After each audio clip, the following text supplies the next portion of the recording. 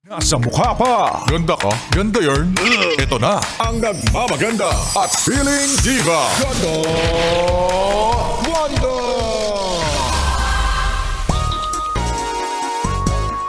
Taray naman, I don't care ang atake ng sisi ko. Na unbothered kahit na expose na hal. Mga yes, friend, it's me. It's a girl, DJ Ganda One. Nakasama nyo na dito sa 101.1 Yes FM. At gusto ko lang kamustahin ang mga yes friend kong puyat. Alam ko kung ano ang ginawa mo kagabi. Alam ko kung ano ang pinagbababasa mo. At pinagpo-forward mo dyan sa mga GC ninyo. Kasi ako rin. Nakikisali. O, ayan ha. Nagkakalabasan na ng ng mga screenshot. At ikaw, siguraduhin mo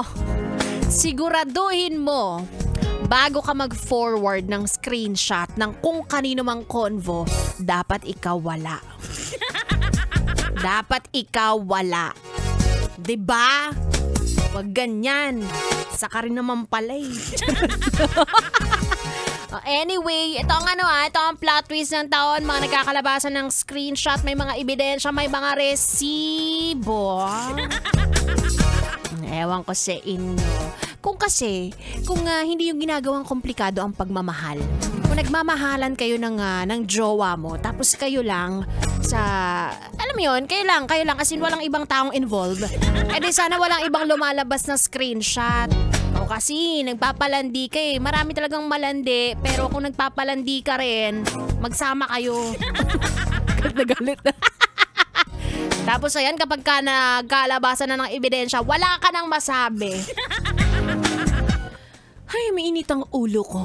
Anyway, sige na, ituloy muna natin ang ating tugtugan. Ituloy natin din mamaya ang ating chikahan. Naka-screenshot mo pa o kaya i-record mo tong sinasabi ko. Again, it's me, Ganda Wanda, hanggang alas 9. Dito lang sa stasyong number 1 sa kalokohan. 101.1 Yes FM Solid.